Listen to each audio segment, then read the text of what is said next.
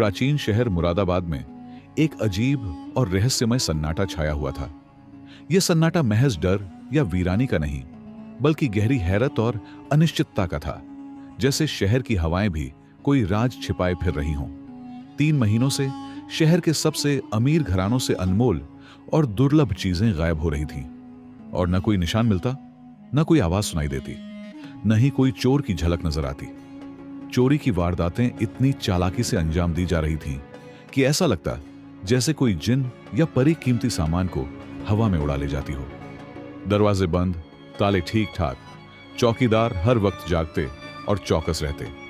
फिर भी जब सुबह की पहली किरणें शहर पर पड़ती तो कीमती जेवरात, प्राचीन सिक्कों का खजाना या शाही दौर का नफीस कलमदान गायब मिलता। शहर का कोतवाल असद खान इस पहेली से परेशान होकर सिर पीट रहा था। उसकी रातें बेचैन और दिन बेसुकून गुजर रहे थे। बादशाह सलामत की तरफ से आखिरी तंबीह आ चुकी थी। तुम्हारे पास 1 हफ्ता है, वरना तुम्हारी जगह नए कोतवाल की तैनाती होगी और तुम्हें अदालत में जवाबदेह होना पड़ेगा। असद खान जानता था कि यह तंबीह कोई मजाक नहीं, बल्कि उसकी इज्जत और नौकरी दोनों दांव पर लगी थी। उसी शाम शहर के केंद्रीय चौक में, जहां हमेशा रौनक रहती थी, एक ऐलान का ढोल पीटा गया। ढोल की आवाज गूंजती हुई गली कूचों में फैल गई। ऐलान था कि कल सुबह शहर के विद्वान और न्यायप्रिय काजी करीम इस मामले की तफ्तीश करेंगे। जो कोई भी चोर को पकड़ने में मदद कर सकता है या उसके बारे में कोई भी जानकारी रखता है, वह जरूर हाजिर हो। काजी करीम की शोहरत दूर दूर तक फैली हुई थी, न सिर्फ मुरादाबाद बल्कि आसपास के इलाकों में भी। उनकी अदालत में न्याय की तलवार तेज होती थी, लेकिन फैसलों में ज्ञान और बुद्धिमत्ता का तत्व हमेशा हावी रहता। वे न सिर्फ कानूनों से गहरी वाकफियत रखते थे, बल्कि मानवीय दिलों की जटिलताओं को सुलझाने का हुनर भी कमाल का जानते थे। लोग कहते थे कि काजी करीम की आंखें जैसे दिल की गहराइयों में झांक सकती हैं और उनकी दाढ़ी में बुद्धिमत्ता के मोती छिपे हैं। अगली सुबह अदालत में एक बड़ी भीड़ थी। प्रभावित व्यापारी अपने नुकसानों की फहरिस्त लिए खड़े थे। डरे हुए अमीर अपनी दौलत की हिफाजत की फिक्र में गुम थे, और हैरान आम लोग इस पहेली के हल की उम्मीद लिए जमा थे। काजी साहब ने शांति से सबकी बातें सुनी, हर एक की शिकायत नोट की और उनकी आंखों में छिपे डर को पढ़ा। फिर उन्होंने अपनी दाढ़ी पर धीरे से हाथ फेरते हुए कहा, यह कोई आम चोर नहीं, यह तो एक हुनरमंद है जो बिना निशान छोड़े और बिना शोर किए अपना काम कर जाता है। लेकिन याद रखो, हर हुनरमंद अपने हुनर की कोई न कोई निशानी जरूर छोड़ जाता है, चाहे वह कितनी ही बारीक क्यों ना हो। काजी साहब ने आंखें बंद की और गहरी सोच में डूब गए, जैसे वे शहर की हर गली और हर घर को मन में देख रहे हों। फिर अचानक उनकी आंखें खुलीं और एक विश्वासपूर्ण मुस्कान उनके चेहरे पर फैल गई। तुम सब अपने घरों को जाओ। मैं वादा करता हूं कि 7 दिनों में चोर तुम्हारे सामने होगा, लेकिन इसके लिए तुम सबको एक हुक्म की पाबंदी करनी होगी और उसे हरफ बहरफ मानना होगा। क्या हुक्म है काजी साहब? कोतवाल ने आदर से पूछा। उसकी आवाज में उम्मीद की एक किरण झलक रही थी। काजी साहब ने कहा, आज से लेकर 7वें दिन तक हर शाम सूर्यास्त के तुरंत बाद शहर के हर घर, हर दुकान, हर महल का एक व्यक्ति अपने दरवाजे के बाहर एक चिराग लेकर खड़ा होगा। चिराग हाथ में नहीं बल्कि जमीन पर रखना होगा और हर व्यक्ति 10 मिनट तक पूर्ण मौन से खड़ा रहेगा, सिर्फ अपने घर के सामने, न कोई हरकत, न कोई बातचीत। 10 मिनट बाद चिराग उठाकर अंदर चला जाएगा और दरवाजा बंद कर लेगा। किसी को किसी से बात नहीं करनी, किसी को किसी पर नजर नहीं डालनी, बस अपने चिराग की लौ की तरफ देखते हुए खामोश खड़े रहना है। यह हुक्म वाकई अजीब था। लोग एक दूसरे की तरफ देखकर हैरतजदा हो गए। कुछ ने सोचा कि काजी साहब शायद कोई जादुई तरीका इस्तेमाल कर रहे हैं, तो कुछ को लगा कि यह कोई मनोवैज्ञानिक चाल है। लेकिन काजी करीम का हुक्म था और उनकी बुद्धिमत्ता पर किसी को शक नहीं था, इसलिए सबने सिर झुकाकर स्वीकार कर लिया। पहली शाम से ही शहर का नजारा पूरी तरह बदल गया। जैसे ही सूरज डूबा, हर दरवाजे पर एक चिराग रोशन किया गया और एक व्यक्ति छाया की तरह खड़ा हो गया।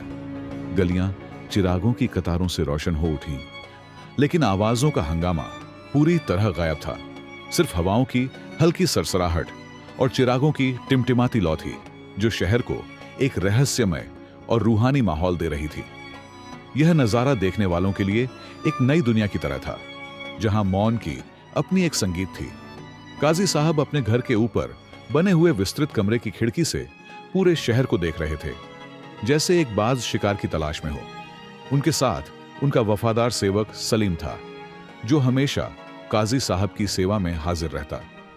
सलीम, तुम्हें क्या नजर आता है? काजी साहब ने पूछा। सलीम ने जवाब दिया, हजारों चिराग हुजूर, जैसे तारे जमीन पर उतर आए हों और शहर एक आसमानी नजारा पेश कर रहा हो। उन्होंने पूछा, और कुछ नहीं? नहीं हुजूर, सब खामोश हैं, जैसे समय ठहर गया हो। काजी साहब ने मुस्कुराकर कहा, देखो सलीम, मौन में भी आवाजें होती हैं और रोशनी में भी साए छिपे होते हैं। बस देखने की आंख चाहिए। दूसरी शाम और तीसरी शाम भी यही रूटीन रहा। लोग अब इस हुक्म के आदी होने लगे थे, लेकिन अंदर से उत्सुकता बढ़ रही थी कि यह तरीका कैसे चोर को पकड़ेगा। चौथी शाम को काजी साहब ने सलीम से कहा, आज तुम नीचे जाओ और शहर के चारों कोनों से सावधानी से घूम आओ।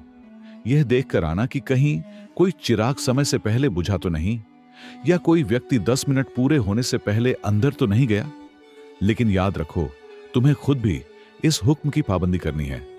सलीम ने हुक्म की तामील की और वापस आकर रिपोर्ट दी, सब ठीक है हुजूर, एक चिराग भी गलत समय नहीं बुझा, लेकिन एक बात अजीब लगी। काजी साहब ने पूछा, क्या बात अजीब लगी? सलीम ने कहा, शहर के पूर्वी कोने पर वह पुरानी वीरान हवेली जिसमें कई साल से कोई नहीं रहता, उसके सामने भी एक चिराग रोशन था, जो टिमटिमा रहा था। काजी साहब की आंखों में एक चमक दौड़ गई, जैसे उन्हें कोई इशारा मिल गया हो। उन्होंने पूछा, क्या तुम्हें वहां कोई खड़ा नजर आया? नहीं हुजूर, चिराग तो था, लेकिन वहां कोई नहीं था।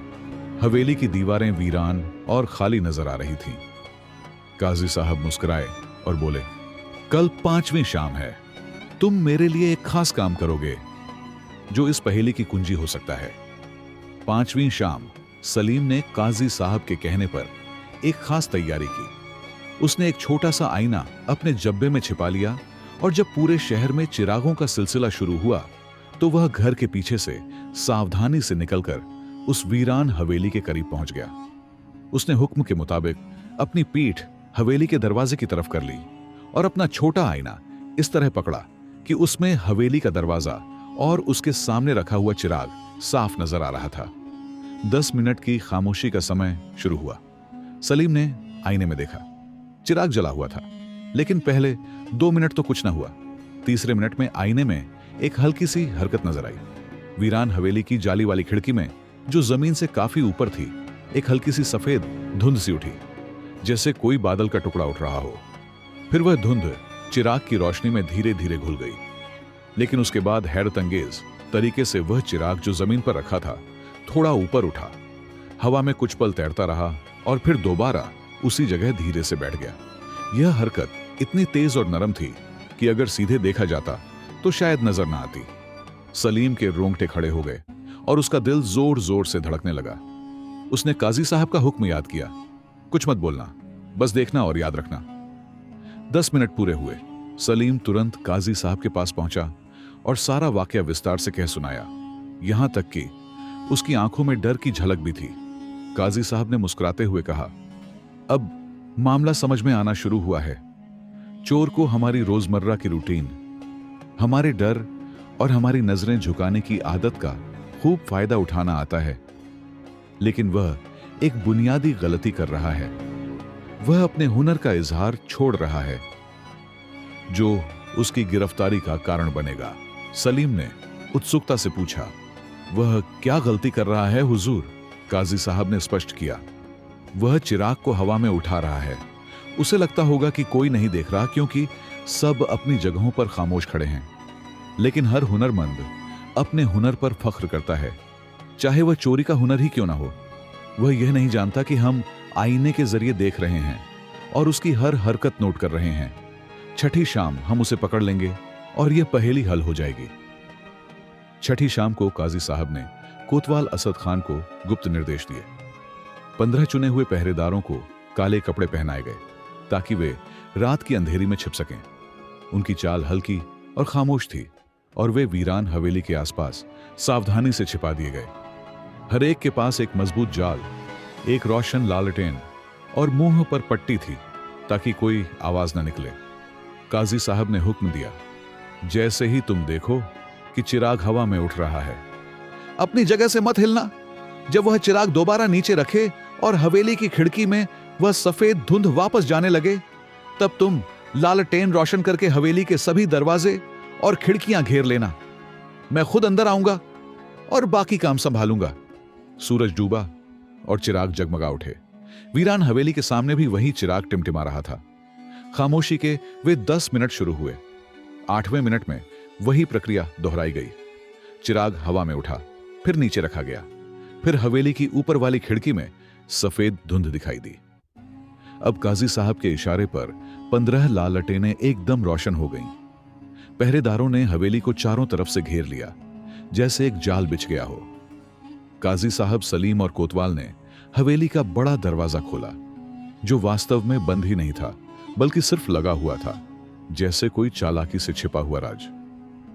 अंदर का नजारा हैरत अंगेज और अप्रत्याशित था। हवेली का प्रवेश कक्ष बिल्कुल साफ सुथरा था, जैसे हाल ही में इसे व्यवस्थित किया गया हो। फर्श पर कीमती कालीन बिछे थे, जो पूर्वी कला के उत्कृष्ट नमूने लग रहे थे। दीवारों पर नफीस नक्काशी लगी थी और बीच में एक बड़ी मेज पर वे 3 चीजें सजी हुई थीं, जो चोरी हुई थी।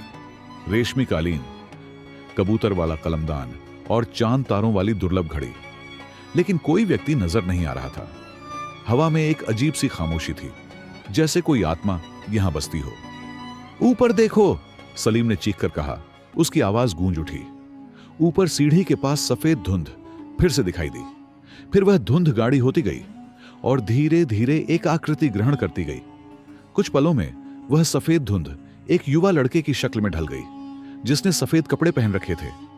उसकी उम्र 20 के करीब थी। चेहरा खूबसूरत लेकिन बहुत परेशान और थका हुआ लग रहा था, जैसे कई रातें बेसोई गुजारी हों। वह सीढ़ी से धीरे से उतरा और काजी साहब के सामने झुक गया। माफ कर दीजिए काजी साहब, उसकी आवाज कांप रही थी, जैसे आंसुओं से भरी हो। मैं ही वह चोर हूं जिसकी आप तलाश में हैं। मुझे गिरफ्तार कर लीजिए। कोतवाल ने आगे बढ़ना चाहा, लेकिन काजी साहब ने हाथ उठाकर रोक दिया। तुम्हारा नाम क्या है? काजी साहब ने नरमी से पूछा। उनकी आवाज में करुणा थी। उसने कहा, फरहान हुजूर, मेरा नाम फरहान है। काजी साहब ने उससे पूछा, तुम ये जादू, ये सफेद धुंध बनने का करतब कैसे सीखा और यह सब क्यों किया? फरहान ने अपनी कहानी सुनानी शुरू की। उसकी आवाज में दर्द और पछतावा झलक रहा था। वह एक गरीब रंगसाज का बेटा था। उसके पिता रंगों के विशेषज्ञ थे, खासतौर पर सफेद रंगों के। वे ऐसे रंग बनाते थे जो रोशनी को सोखते थे और ऐसे कपड़े सिलते थे जो अलग अलग कोणों से देखने पर नजर ही नहीं आते थे। यह कोई जादू नहीं, बल्कि रोशनी और रंगों की विज्ञान की एक खोई हुई और प्राचीन कला थी, जो पीढ़ी दर पीढ़ी चली आ रही थी। फरहान के पिता ने यह राज बेटे को सिखाया था, लेकिन हमेशा चेतावनी दी थी कि इस हुनर का इस्तेमाल कभी किसी को धोखा देने या चोरी करने के लिए मत करना। यह सिर्फ ज्ञान की नजर है, वे कहा करते थे। लेकिन जब फरहान के पिता का देहांत हुआ और उसकी मां गंभीर बीमार पड़ गई, तो गरीबी और इलाज के भारी खर्चों ने उसे मजबूर कर दिया। उसने आंखें झुकाकर कहा, मैंने सोचा कि मैं सिर्फ अमीरों से वे चीजें लूंगा जो उनके लिए महसूस ही ना हो, और उन्हें बेचकर मां का इलाज करवाऊंगा। मैं किसी गरीब को नुकसान नहीं पहुंचाऊंगा, यह मेरा वादा था। उसने अपने पिता के बनाए हुए खास सफेद कपड़े पहने, जो रोशनी को विशेष तरीके से मोड़ते थे और रात की अंधेरी में लगभग अदृश्य हो जाते थे। वह ऊंची दीवारों पर रस्सियों की मदद से चढ़ जाता और हवा के बहाव के साथ अपने शरीर को इस तरह समन्वित कर लेता कि वह धुंध की तरह लगता। चोरी की हुई चीजें वह इस वीरान हवेली में रखता, जो वास्तव में उसके परिवार की पुरानी संपत्ति थी, लेकिन कानूनी विवादों की वजह से उस पर अपना हक जताना मुश्किल था। और हवेली कई सालों से खाली पड़ी थी। मैंने कभी किसी को शारीरिक नुकसान नहीं पहुंचाया, फरहान ने आंसू पोंछते हुए कहा। मैंने सिर्फ 3 चीजें ली, बाकी सभी चोरियों का मुझे इल्म ही नहीं। और यह सुनकर मुझे खुद हैरत हुई। क्या मतलब? कोतवाल ने हैरान होकर पूछा। उसकी आवाज में गुस्सा और हैरत मिश्रित थी। पूरे शहर में तो दर्जनों चोरियां हुई हैं और सब एक ही ढंग की लगती हैं। यह वह जगह थी जहां कहानी ने एक नया और भी जटिल मोड़ लिया। काजी साहब की भौहें तन गईं और उन्होंने गहरी नजर से फरहान को देखा। उन्होंने पूछा, तुम्हारा कहना है कि तुम सिर्फ 3 चीजें ले सके, बाकी चोरियों का जिम्मेदार कोई और है? यह कैसे संभव है? जी हुजूर, फरहान ने सिर झुकाकर कहा। उसकी आवाज में सच्चाई थी। मैंने सिर्फ वही 3 चीजें चोरी की हैं जो आपने नाम ली थी। मैं जानता था कि वे बहुत कीमती हैं और उन्हें बेचकर मां का इलाज संभव है, लेकिन जब मैंने दूसरे दिन बाजार में उनमें से एक चीज बेचनी चाही तो मुझे पता चला कि पूरे शहर में चोरी का शोर है। मुझे डर हुआ कि कहीं मैं पकड़ा ना जाऊं। मैंने चीजें वापस रखने का फैसला किया, लेकिन तब तक आपका हुक्म आ गया था। मैं समझ गया था कि आप मुझे पकड़ लेंगे क्योंकि आपकी बुद्धिमत्ता मशहूर है, लेकिन मुझे उम्मीद थी कि आप मेरे असली मकसद को समझेंगे और मेरी मजबूरी पर रहम करेंगे। काजी साहब गहरी सोच में डूब गए। उनकी आंखें हवेली की दीवारों पर घूम रही थीं। फिर उनकी नजर फर्श पर पड़ी जहां कालीन के नीचे से एक चमकती हुई चीज नजर आ रही थी। उन्होंने सावधानी से कालीन हटाया। फर्श की एक ईंट ढीली थी। उसे हटाते ही उन्होंने देखा कि नीचे एक सुरंग का रास्ता था जो अंधेरा और रहस्यमय तरीके से कहीं दूर तक जाता था। हवा में एक नमी भरी बू फैल गई। यह सुरंग कहां तक जाती है? काजी साहब ने फरहान से पूछा। फरहान हैरान था और उसका चेहरा सफेद पड़ गया। मुझे नहीं मालूम हुजूर, मैंने तो कभी यह ईंट हटाई ही नहीं। यह मेरे लिए भी एक राज है। अब हालात साफ हो गए। कोई और या कोई गिरोह इस सुरंग के रास्ते से चोरी कर रहा था और फरहान की वारदातों ने उसे एक परफेक्ट ढाल बना लिया था। काजी साहब ने कोतवाल से कहा, असद खान, हमें असली चोर को पकड़ना है। फरहान तो महज एक बहाना बना हुआ है, एक ऐसा भोला भाला युवक जो मजबूरी में फंस गया। लेकिन पहले हमें फरहान की मां के इलाज का इंतजाम करना है, क्योंकि न्याय रहम के बिना अधूरा है। यह कहकर काजी साहब ने अपनी जेब से एक थैली निकाली जिसमें उस जमाने के कीमती सिक्के थे। यह लो और अपनी मां का इलाज करवाओ, लेकिन तुम्हें अदालत में पेश होना होगा। तुम्हारी सजा कम हो सकती है अगर तुम हमें असली मुजरिमों को पकड़ने में मदद दो। फरहान की आंखों में आंसू आ गए और वह काजी साहब के कदमों में गिर पड़ा। काजी साहब, आप तो मेरी मदद कर रहे हैं, मैं तो मुजरिम हूं। काजी साहब ने नरमी से कहा, तुम मुजरिम हो, लेकिन तुम्हारा जर्म तुम्हारी मजबूरी थी और तुमने सच बोला। सच बोलने वाले के लिए हमेशा राहें नजात होती हैं और अल्लाह रहम करने वालों पर रहम करता है। अब समय आ गया था कि वे इस सुरंग के राज से पर्दा उठाएं। काजी साहब ने कोतवाल और पहरेदारों को विस्तृत निर्देश दिए। वे 2 समूहों में बंट गए और सुरंग में उतरने की तैयारी की। खामोशी से फरहान भी हमारे साथ आएगा, क्योंकि संभव है उसे उसके खास कपड़े की मदद की जरूरत पड़े।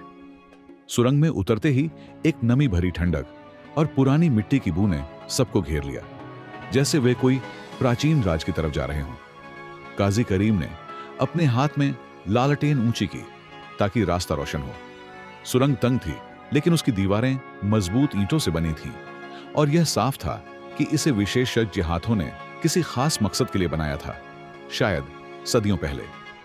फरहान अपने सफेद कपड़ों में सबके आगे आगे चल रहा था, क्योंकि वही इस हवेली से ज्यादा वाकिफ था। उसने कहा, यह सुरंग मुझे कभी दिखाई नहीं दी। मेरे पिता ने भी कभी इसका जिक्र नहीं किया। शायद यह हमारे परिवार का कोई भूला हुआ राज है। सुरंग थोड़ी दूर जाकर 2 हिस्सों में बंट गई। एक रास्ता बाएं तरफ मुड़ता था, जहां से एक हल्की सी हवा का झोंका आ रहा था। दूसरा सीधा चला गया था। काजी साहब ने कोतवाल से कहा, तुम 2-3 आदमियों के साथ बाएं तरफ जाओ और सावधानी से तलाश करो। हम सीधे चलते हैं। हर आधा घंटा बाद अगर रास्ता मिलता है तो मिलना, वरना वापस इस स्थान पर आ जाना। कोतवाल अपने साथियों के साथ बाएं तरफ निकल गए। काजी, फरहान, सलीम और बाकी पहरेदार सीधे रास्ते पर चल पड़े। रास्ता धीरे धीरे नीचे की तरफ उतर रहा था, जैसे शहर के नीचे किसी गहरे तहखाने की तरफ ले जा रहा हो। कुछ देर बाद दीवारों पर प्राचीन चिरागदान नजर आने लगे और कुछ जगहों पर मोमबत्तियों के जलते हुए टुकड़े पड़े थे, जो यह इशारा दे रहे थे कि यह रास्ता हाल ही में इस्तेमाल हुआ था। फरहान ने अचानक रुककर हाथ उठाया। सब ठहर गए। दूर से धीरे धीरे बोलने की आवाजें आ रही थीं, जैसे कोई गुप्त बैठक हो रही हो। काजी साहब ने लालटेन की रोशनी मध्यम कर दी ताकि वे न देखे जाएं। सब ने चुपके से कदम बढ़ाए। आवाजें करीब आती गईं। वे एक बड़े कमरे जैसी जगह के करीब पहुंच गए थे, जिसका दरवाजा एक मोटे पर्दे से ढका हुआ था। पर्दे के एक तरफ से रोशनी आ रही थी। काजी साहब ने पर्दे के किनारे से सावधानी से झांका। अंदर का नजारा देखकर उनकी सांस रुक सी गई। वह एक बहुत बड़ा तहखाना था, जो शाही खजाने जैसा लग रहा था, जहां दौलत का ढेर लगा था। दीवारों के साथ अलमारियों में सोने चांदी के बर्तन, हार, कड़े, कीमती पत्थर और नवादरात का एक ढेर लगा हुआ था। बीच में एक बड़ी मेज थी, जिसके चारों तरफ 4 आदमी बैठे थे और उनके चेहरों पर संतोष था। उनमें से एक को काजी साहब ने तुरंत पहचान लिया। वह शहर का एक सम्मानित व्यापारी रहीम था, जो हर जुमे को बड़ी रकम गरीबों में बांटने के लिए मशहूर था और लोग उसे नेक समझते थे। दूसरा शहर के बड़े जमींदार परिवार का सरबराह जफर था, जो अपनी दौलत की वजह से घमंडी था। और तीसरा एक 40 साल का किसान करीम था, जो गरीबों की हालत पर हमेशा अफसोस जाहिर करता था। और चौथा कोई अनजान चेहरा था, लेकिन उसके हाथ में वह जेबी घड़ी थी जो फरहान ने चोरी की थी। रहीम बोल रहा था, अब हमें काम रोक देना चाहिए। काजी करीम की आंखों में धूल झोंकना मुश्किल हो रहा है। वे फरहान को पकड़ चुके होंगे, लेकिन हमें उम्मीद है कि वे उसी पर राजी होंगे और हमारा राज महफूज रहेगा। जफर ने कहा, हमें रुकना नहीं चाहिए। हमारी योजना परफेक्ट है। हम अमीरों से चोरी करते हैं और उसमें से कुछ हिस्सा गरीबों में बांट देते हैं, ताकि उनकी हमदर्दियां हासिल रहें और वे हमारे खिलाफ न बोलें। हमारा मकसद सिर्फ दौलत जमा करना नहीं, बल्कि इस जालिम व्यवस्था को बेनकाब करना है, जहां कुछ लोग सारा माल खा जाते हैं और गरीब भूखे मरते हैं। करीम ने धीरे से कहा, लेकिन चोरी हराम है, चाहे उसका मकसद कुछ भी हो। क्या यह सही है? रहीम ने जवाब दिया, जब व्यवस्था ही अन्याय पर कायम हो तो क्रांति के लिए हर हथकंडा जायज है। हम जो कुछ कर रहे हैं वह लूटमार नहीं, बल्कि माल की न्यायपूर्ण बंटवारा है। हम अमीरों की दौलत निकालकर उनके ही नौकरों, मजदूरों और जरूरतमंदों तक पहुंचा रहे हैं। क्या यह सदका नहीं? क्या यह न्याय नहीं? यह सुनकर काजी साहब का चेहरा गंभीर हो गया। उन्होंने पर्दा हटाया और विश्वासपूर्ण कदमों से अंदर दाखिल हुए। उनके पीछे सलीम, फरहान और पहरेदार थे। चारों आदमी एकाएक खड़े हो गए। उनके चेहरों पर डर और भय था। काजी साहब, आप यहां कैसे? रहीम ने हैरान होकर कहा। उसकी आवाज कांप रही थी। काजी साहब ने जवाब दिया, उसी रास्ते से जिससे तुम यह सब दौलत यहां लाते हो और शहर को लूटते हो। उनकी नजर मेज पर पड़ी, जहां शहर की सभी मशहूर चोरियों की फहरिस्त और उनकी बंटवारे का विस्तृत हिसाब किताब दर्ज था। काजी साहब ने कहा, तुम लोगों ने बड़ी महारत से काम लिया। अमीरों से चोरी करना, कुछ हिस्सा गरीबों में बांट देना, ताकि तुम्हारे खिलाफ कोई आवाज ना उठाए। और तुमने फरहान जैसे मासूम को अपने जर्म की ढाल बना लिया। यह सब एक योजनाबद्ध साजिश थी। जफर ने गुस्से से कहा, फरहान को हमने नहीं बनाया, उसने खुद चोरी की। हमने सिर्फ मौके से फायदा उठाया। मौके से फायदा उठाया? काजी साहब की आवाज में व्यंग्य था। तुमने एक मजबूर युवक की गलती को अपनी योजना के लिए इस्तेमाल किया। तुमने न सिर्फ अमीरों से चोरी की, बल्कि न्याय के मांगों को भी लूटा। तुम्हारा मकसद शरीफ था शायद, लेकिन तुम्हारा रास्ता गलत था। तुमने खुद को काजी बना लिया, हालांकि तुम्हें यह हक नहीं था।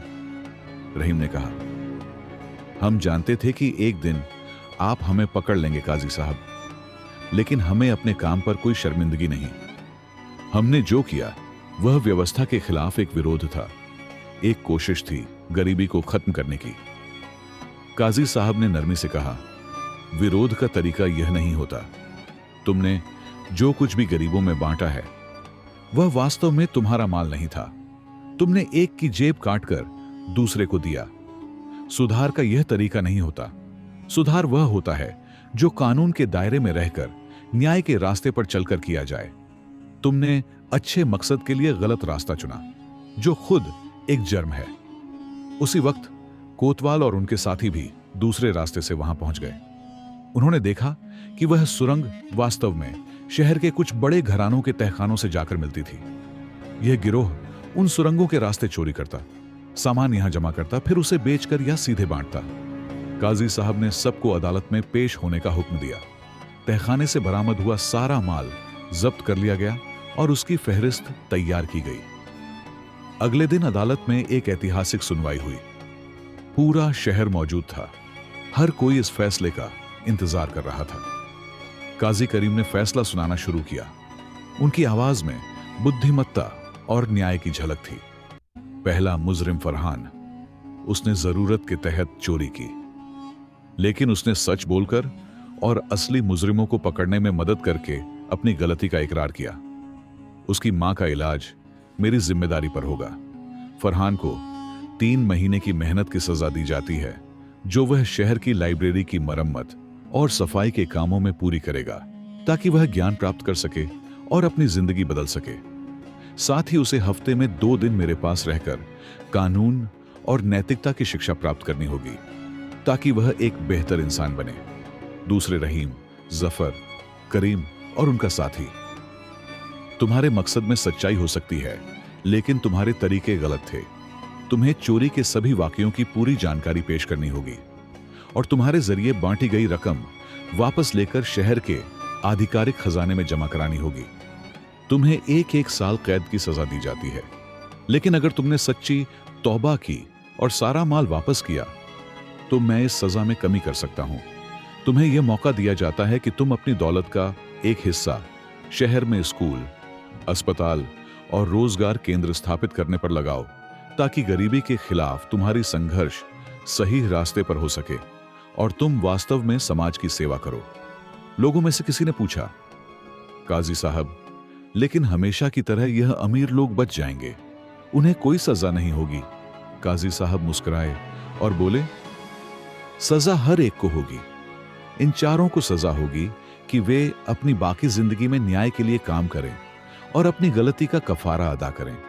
और उन अमीरों को भी सजा होगी जिन्होंने अपनी दौलत का बहुत कम हिस्सा गरीबों पर खर्च किया और सामाजिक अन्याय को बढ़ाया। उनकी सजा यह है कि वे हर महीने अपनी आमदनी का 10वां हिस्सा शहर के गरीब फंड में जमा करवाएं और हर महीने की पहली तारीख को वे खुद जाकर गरीबों में उसकी बंटवारा करें।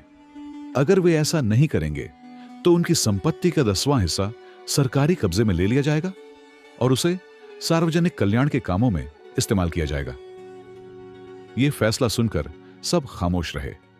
यह न तो पूरी सजा थी, न पूरी माफी। यह एक बीच का रास्ता था जिसमें सुधार, प्रशिक्षण और सामाजिक न्याय का पहलू शामिल था। लोग समझ गए कि काजी करीम का न्याय सिर्फ सजा देने का नहीं, बल्कि लोगों को बेहतर बनाने का है। 6 महीने बाद मुरादाबाद का नजारा पूरी तरह बदल चुका था। फरहान की मां पूरी तरह स्वस्थ हो गई थी और फरहान खुद लाइब्रेरी में न सिर्फ काम करता था, बल्कि काजी साहब की निगरानी में ज्ञान प्राप्त कर रहा था। उसने अपने पिता के रंगों के राज को कला की रचना के लिए इस्तेमाल करना शुरू कर दिया था और उसके बनाए हुए पर्दे और कालीन अब दूर दूर तक मशहूर थे, जो उसकी नई जिंदगी की बुनियाद बन रहे थे। रहीम और उसके साथियों ने सच्चे दिल से तौबा की और उन्होंने शहर में एक बड़ा स्कूल और एक छोटा अस्पताल स्थापित किया, जहां गरीबों के लिए मुफ्त इलाज और शिक्षा थी और वे खुद उसकी निगरानी करते थे। अमीरों ने भी 10वां हिस्सा देना शुरू कर दिया और शहर में गरीबी का ग्राफ तेजी से नीचे आया। समाज ज्यादा संतुलित हो गया। एक शाम काजी साहब अपनी बालकनी में बैठे थे, शहर की रौनक देख रहे थे। सलीम ने चाय का कप देते हुए कहा, हुजूर, एक सवाल है। आपको शुरू में ही कैसे पता चला कि चोर का ताल्लुक इन चिरागों से होगा? काजी साहब ने मुस्कुराते हुए कहा, बेटा, चोर चाहे जितना भी होशियार हो, अपने माहौल से प्रभावित होता है और कोई ना कोई निशान छोड़ जाता है। मैंने चिराग रखने का हुक्म इसलिए दिया कि हर व्यक्ति अपने दरवाजे पर खड़ा हो और 10 मिनट तक खामोश रहे। एक आम आदमी के लिए यह आसान था, लेकिन जो व्यक्ति चोरी करता है वह हमेशा डरा हुआ रहता है, हमेशा हरकत में रहता है। उसके लिए 10 मिनट एक जगह खामोश खड़े रहना मुश्किल होता है। मैंने सोचा शायद चोर अपने घर के सामने नहीं खड़ा होगा या वह कोई हरकत करेगा, और जब मैंने फरहान के वीरान घर के सामने चिराग देखा लेकिन कोई व्यक्ति नहीं देखा तो मुझे शक हुआ। फिर जब सलीम ने बताया कि चिराग हवा में उठा तो समझ आ गया कि वहीं कोई है जो दिखाई नहीं दे रहा, और यह पहेली की शुरुआत थी। न्याय की राह में बुद्धिमत्ता और सब्र सबसे बड़ा हथियार है।